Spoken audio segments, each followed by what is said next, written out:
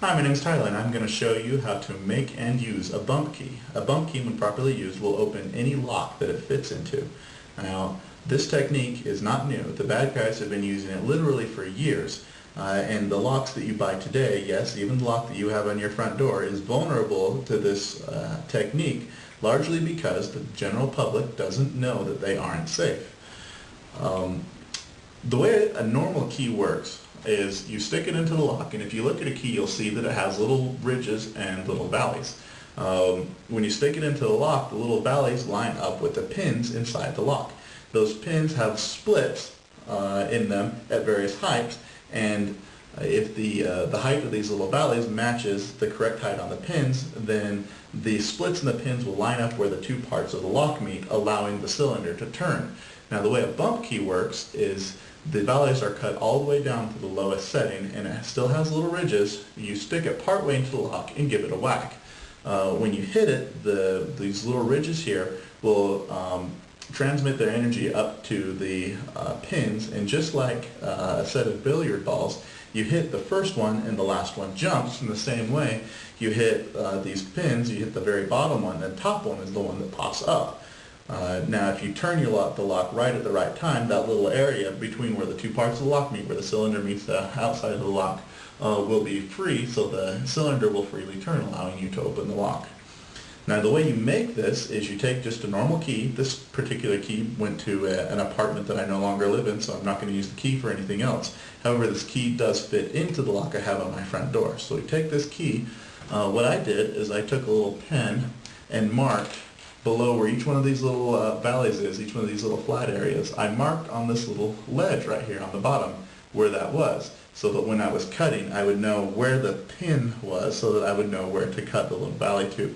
Once you've removed quite a bit of metal there, it kind of can get confusing if you don't have any reference. So mark on that little ledge on the bottom, or on the key, where each of these little valleys is, and then take with a file. I got this file for $2 at Home Depot. I actually got a set of 3 because I didn't know which one I would use, but this little triangular shaped file worked great. You take the file and file it down, file the metal all the way down to that little ledge. That's the lowest setting where keys will normally be set.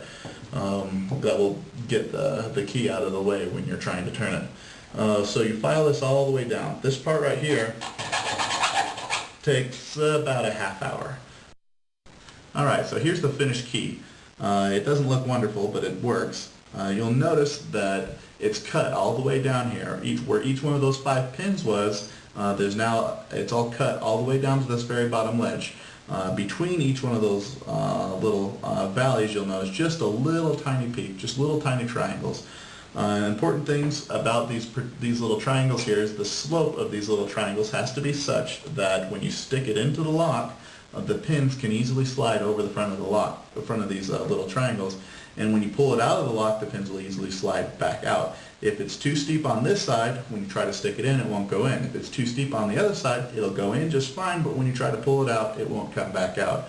It'll be real tough to try to explain to the locksmith what you were doing. So be real careful, and let's go try this out. Okay, the first time you do this, I recommend doing it with the door open. That way, in case the key does get stuck in the lock, you're able to still get into your house and you're able to take the lock apart. Take the key, put it all the way into the lock, pull it out one notch, one little click. Door's locked. Put a little bit of pressure on the key. You'll know, if you've ever picked locks before, you know how much I'm talking about. Just enough so that when the pins jump out of place, the cylinder will turn and it will catch.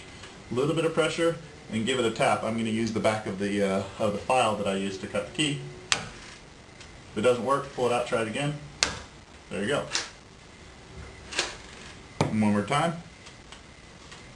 Pull it out one notch, a little bit of pressure. Alright, one more time just for fun. Key all the way in, pull it out, little bit of pressure. There you go, unlock. Show you that again. Take the key, all the way in, out one click, a little bit of pressure. If it doesn't work within the first few tries, you're probably doing something wrong. There you go.